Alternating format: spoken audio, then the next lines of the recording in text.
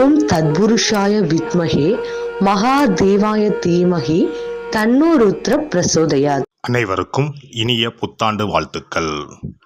2026ஆம் ஆண்டு பிறக்க இன்னும் ஒரு சில நாட்களே உள்ளன. ஒரு வருடம் என்பது சாதாரண விஷயம் கிடையாது. 12 மாதங்களில் ஒருவரின் வாழ்க்கை மேலேயும் போகும், சரிந்து கீழேயும் போகும். 12 மாதங்களில் ஒருவரின் வாழ்க்கை தலைகீழாக கூட மாறும். அந்த வகையில் உங்கள் வாழ்க்கையில் என்ன மாதிரியான மாற்றங்கள் எல்லாம் நடக்கும், உங்களுக்கு எதில் ஏற்றம் ஏற்படும், எதில் சறுக்கல் ஏற்படும் என்று சற்று விரிவாக காண்போம். இந்த ஆண்டின் தொடக்கத்தில் கிரகநிலைகள் என எடுத்துக்கொண்டால், குடும்பஸ்தானத்தில் சந்திர பகவானும், சகோதரஸ்தானத்தில் குரு பகவானும், புத்திரஸ்தானத்தில் கேது பகவானும், பாக்கியஸ்தானத்தில் சூரியன், செவ்வாய், புதன், சுக்கிர பகவானும் உள்ளனர். லாபஸ்தானத்தில் ராகு பகவானும் சனி பகவானும் உள்ளனர். குரு பகவான் 5ஆம் பார்வையாக துலாம் ராசியையும், 7ஆம் பார்வையாக தனுசு ராசியையும், 9ஆம் பார்வையாக கும்ப ராசியையும் பார்வையிடுகிறார். சனி பகவான் 3ஆம் பார்வையாக மேச ராசியையும், 7ஆம் பார்வையாக சிம்ம ராசியையும், 10ஆம் பார்வையாக விருச்சிக ராசியையும் பார்வையிடுகிறார். இந்த கிரகங்களின் அமைப்பு மற்றும் பார்வையினால் உங்கள் வாழ்வில் ஏற்படும் சுப மற்றும் அசுப பலன் என்ன என்பதனையும், அசுப பலன் ஏற்படுமாயின் ராசிக்காரர்கள் செய்ய வேண்டிய பரிகாரம் என்ன, வழிபட வேண்டிய தெய்வம் யார் என்பதனை பற்றியும் முழுமையாக காண்போம். பிறக்கப் போகும் இந்த புது வருடம் உங்கள் வாழ்வில் வளமும் நலமும் செல்வ செழிப்பும் பெற்று வாழ்வில் உயரிய நிலையை அடைய எல்லாம் வல்ல எம்பெருமானை வேண்டி விரும்பி கேட்டுக்கொள்கிறேன். எதிலும் அகப்படாமல் சிந்தித்து செயலாற்றும் மீனராசி அன்பர்களே, இந்த ஆண்டு எந்த ஒரு செயலையும் நிதானமாக சிந்தித்து செயல்படுவது நன்மையை தரும்.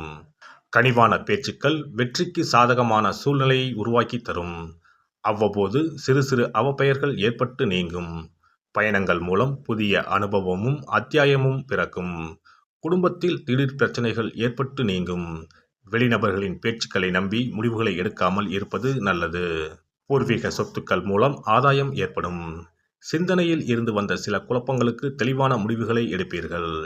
புதிய தொழில்நுட்ப துறைகளில் இருப்பவர்களுக்கு சாதகமான சூழல்களும் வாய்ப்புகளும் உருவாகும். உத்தியோகத்தில் இருப்பவர்களுக்கு இந்த ஆண்டு பொறுப்புகள் அதிகரிக்கும். பல விஷயங்கள் தெரிந்தாலும் வெளிப்படுத்துவதற்கான வாய்ப்புகள் கிடைப்பதில் தாமதம் ஏற்படும். மற்றவர்கள் பற்றிய கருத்துக்கள் கூறுவதை குறைத்து கொள்ளவும். கடன் சார்ந்த சில விஷயங்களில் அலைச்சலும் தாமதமும் ஏற்படும். மருந்து தொடர்பான பிரச்சனைகள் அவ்வப்போது ஏற்பட்டு நீங்கும். வியாபாரத்தில் சாமர்த்தியமாக செயல்பட்டு நினைத்ததை முடிப்பீர்கள். அரசு சார்ந்த சில உதவிகள் கிடைக்கும். உடன் பிறந்தவர்களிடத்தில் சூழ்நிலை அறிந்து செயல்படவும். வியாபாரம் நிமித்தமான சில வதந்திகள் அவ்வப்போது தோன்றி மறையும். வர்த்தக விஷயங்களில் மேன்மையான சூழல் உருவாகும். கடன் சார்ந்த சில உதவிகள் கிடைக்கும். பெண்களை பொறுத்தவரை எந்த ஒரு விஷயமாக இருந்தாலும் ஒன்றுக்கு பலமுறை யோசித்து முடிவெடுப்பது நன்மையை தரும். உடல் ஆரோக்கியத்தில் கவனம் வேண்டும். நீண்ட தூர தனிப்பட்ட பயணங்களை குறைத்துக் கொள்வது தேவையற்ற விரயங்களை தவிர்க்கும். குழந்தைகள் வழியில் ஆதரவான சூழல் அமையும். மனதளவில் நினைத்த சில காரியங்கள் சாதகமாக முடியும். அரசியல் சார்ந்த துறைகளில் இருப்பவர்களுக்கு பழைய பிரச்சனைகளால் சில நெருக்கடிகள் உண்டாகும். எதிர்பாராத சில செலவுகளால் கையிருப்புகள் குறையும். உழைப்புக்கு முக்கியத்துவம் கொடுத்து செயல்படுவது நன்மை தரும். புதிய வீடு மற்றும் மனை வாங்குவது சார்ந்த விஷயங்களில் ஆர்வம் ஏற்படும். பயணங்கள் மூலம் நன்மைகள் ஏற்படும். கலைத்துறையில் இருப்பவர்களுக்கு மதிப்புகள் உயரும். வெளிநாட்டு பயணங்களில் இருந்து வந்த தாமதங்கள் மறையும். விலை உயர்ந்த பொருட்களில் கவனம் வேண்டும்.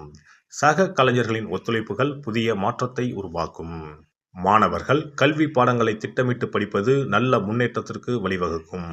மனதளவில் இருந்து வந்த தயக்கங்கள் விலகும்.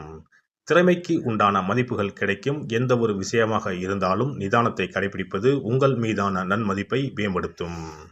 இந்த வருட கிரக அமைப்புகள் அடிப்படையில் மீனராசி அன்பர்களுக்கு எதிர்பாராத சில வரவுகள் கிடைக்கும். சுபகாரியம் தொடர்பான விஷயங்கள் கைகூடி வரும். வியாபார விஷயங்களில் மட்டும் இழுபறியான சூழல்கள் ஏற்பட்டு நீங்கும். மற்றவர்கள் தேவைகளை நிறைவேற்றுவதில் கவனம் வேண்டும். சனிக்கிழமை தோறும் பெருமாளுக்கு நல்லெண்ணெய் தீபம் ஏற்றி வணங்கி வர காரியங்களில் இருந்த தடைகள் நீங்கி எதிர்பார்ப்புகள் நிறைவேறும். சிறப்பு தொகுப்பு. புத்தாண்டு அன்று செல்வம் பெருக நாம் என்ன செய்ய வேண்டும் என்பதனை பற்றி காண்போம். புத்தாண்டு அன்று நாம் சில விஷயங்களை செய்வதன் மூலம் வீட்டில் செல்வ செழிப்பும் அதிர்ஷ்டமும் மகாலட்சுமி கடாட்சமும் உண்டாகும். ஆகையால் புத்தாண்டு அன்று அதிர்ஷ்டம் தரக்கூடிய வகையில் சில விஷயங்களை கட்டாயம் செய்ய வேண்டும். இன்னும் சில நாட்களில் 2026ஆம் ஆண்டு பிறக்கப் போகிறது. அதாவது ஜனவரி 1/1/2026 அன்று கோவிலுக்கு செல்வது, தானம் செய்வது, புது ஆடை அணிவது மற்றும் வீட்டிற்கு தேவையான பொருட்களை வாங்குவது என பலவற்றை செய்வதன் மூலம் நற்பலன்களை பெற முடியும். பொதுவாக பெரும்பாலான வீடுகளில் எதிர்மறையான எண்ணங்கள் எப்போதும் இருந்து கொண்டே இருக்கும். இதனால் வீட்டில் அதிர்ஷ்டம் என்பதே இருக்காது. முக்கியமாக குடும்பத்தில் மகிழ்ச்சி என்பதே இருக்காது. இவை அனைத்திற்கும் தீர்வு கடவுள் வழிபாடு ஒன்றே ஆகும். கடவுளுக்கு உரிய பொருட்களை வாங்கி வழிபடுவதன் மூலம் வீட்டில் நேர்மறை ஆற்றல் பெருகி குடும்பத்தில் மகிழ்ச்சியும் செல்வ செழிப்பும் உண்டாகும். புத்தாண்டு அன்று வாங்க வேண்டிய 3 முக்கியமான பொருள்: துளசி இலை, ஏலக்காய், கல்உப்பு. துளசி இலை, ஏலக்காய், கல்உப்பு ஆகிய 3ம் மகாலட்சுமியின் அம்சம். ஆகையால் வருடத்தின் முதல் நாள் அன்று மேற்கூறிய 3 பொருட்களை வாங்குவதன் மூலம் வீட்டில் செல்வ செழிப்பு உண்டாகும். துளசி இலையை வாங்கி வந்து பூஜை அறையில் பெருமாளுக்கும் ஆண்டாளுக்கும் வைத்து வழிபட வேண்டும். அடுத்து ஏலக்காய் வாங்கி வந்து பூஜை அறையில் விளக்கின் அருகில் வைத்து வழிபட வேண்டும். செல்வ செழிப்பு உண்டாக்குவதில் கல்உப்பு முக்கியமான பொருளாகும். ஆகையால் கல்உப்பை வாங்கி கட்டாயமாக பூஜை அறையில் வைத்து வழிபட வேண்டும். வாங்க வேண்டிய பிற பொருட்கள் என எடுத்துக்கொண்டால் மல்லிகைப்பூ, மஞ்சள், குங்குமம், சர்க்கரை, இனிப்பு, பசும்பால், குத்துவிளக்கு ஆகியவற்றையும் வாங்கலாம். புத்தாண்டு அன்று அதிகாலை எழுந்து குளித்து பிரம்ம முகூர்த்தத்தில் பூஜை அறையில் விளக்கேற்றி வழிபட வேண்டும். அடுத்து கோவிலுக்கு சென்று அபிஷேக பொருள் வாங்கி கொடுத்து தரிசனம் செய்ய வேண்டும். முக்கியமாக புத்தாண்டு அன்று ஏழை எளியவர்களுக்கு தானம் செய்ய வேண்டும். மேலும் அறுசுவை உணவுகளை சமைத்து கடவுளுக்கு படையலிட்டு வழிபடுவது நல்லது. புத்தாண்டு அன்று பிறருக்கு கடன் தரக்கூடாது. நல்ல நாட்கள் மற்றும் விசேஷ நாட்களில் பிறருக்கு கடன் கொடுப்பதன் மூலம் வீட்டில் அதிர்ஷ்டம் குறையும். ஆகையால் சுப நாட்களில் பிறருக்கு கடன் அளிப்பதை முற்றிலும் தவிர்த்து விடுங்கள். புத்தாண்டில் நமக்கு நன்மைகள் அதிகம் நடைபெற வேண்டும். 2025ஆம் ஆண்டில் சந்தித்த பிரச்சனைகள், துன்பங்கள், போராட்டங்கள், கஷ்டங்கள் ஆகியவற்றில் இருந்து விடுபட வேண்டும் என்பதே அனைவரின் விருப்பம். புத்தாண்டு பிறப்பதற்கு முன் எந்தெந்த பொருட்களை நம்முடைய வீட்டில் இருந்து அகற்ற வேண்டும், இவற்றை வீட்டில் வைத்திருப்பதால் என்னென்ன பாதிப்புகள் ஏற்படும் என்பதையும், இவற்றை அகற்றுவதால் புத்தாண்டில் என்னென்ன நன்மைகளை பெற முடியும் என்பதை பற்றியும் தெரிந்து கொள்வோம். வீட்டில் இருந்து உடைந்த அல்லது சேதமடைந்த பொருட்களை அகற்றுவதால் அதிர்ஷ்டங்கள் ஏற்படுவதில் இருந்து விடுபடலாம். இவைகள் எதிர்மறை ஆற்றல்களை எளிதில் ஈர்க்கக்கூடியவையாகும். உடைந்த பொருட்கள், பழுதான சாதனங்கள், விரிசல் விழுந்த கண்ணாடி, உடைந்த நாற்காலி ஆகியவற்றை வீட்டில் இருந்து அப்புறப்படுத்திவிட்டு புதியவற்றை வாங்கலாம். நல்ல நிலையில் இருக்கும் பொருட்களாக மாற்றுவதால் வளர்ச்சி, நேர்மறை ஆற்றல்கள் ஏற்படும்.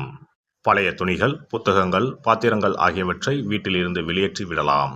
வேறு யாருக்காவது தானமாகவும் அல்லது மறுசுழற்சி முறையில் பயன்படுத்தக்கூடியதாகவும் மாற்றி அமைக்கலாம். இதனால் நேர்மறையான விஷயங்கள் எப்போதும் வீட்டில் நடந்து கொண்டே இருக்கும். தேங்கிய நீர், காய்ந்த பூக்கள் ஆகியவற்றை வீட்டில் இருந்து தூக்கி எறிவதால் எதிர்மறை ஆற்றல்கள் வீட்டில் பரவுவதை தடுக்கலாம். புதிதாக இருக்கும் மலர்கள், புதிய தண்ணீர் ஆகியவற்றால் வீட்டில் எப்போதும் புத்துணர்ச்சி நிறைந்திருக்கும், மகிழ்ச்சி மலரும்.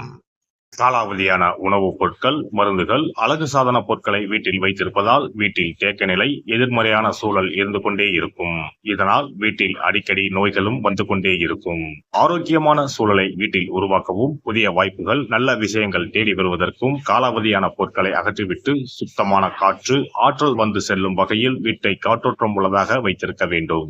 எல்லாம் வல்ல இறையருளால் நீங்களும் உங்கள் அன்பு குடும்பமும் உடல் நலம், நீலாயுள், நிறை செல்வம், உயர் புகழ், மெய்ஞானம் ஓங்கி வாழ்க வளமுடன். இந்த வீடியோ பதிவு உங்களுக்கு பிடித்திருந்தால் லைக் பண்ணுங்க, கமெண்ட் பண்ணுங்க, ஷேர் பண்ணுங்க, மறக்காம சப்ஸ்கிரைப் பண்ணுங்க, பக்கத்துல இருக்கிற பெல் பட்டனை கிளிக் பண்ணுங்க. நன்றி, வணக்கம். ஓம் நமச்சிவாய. சிவாய நம.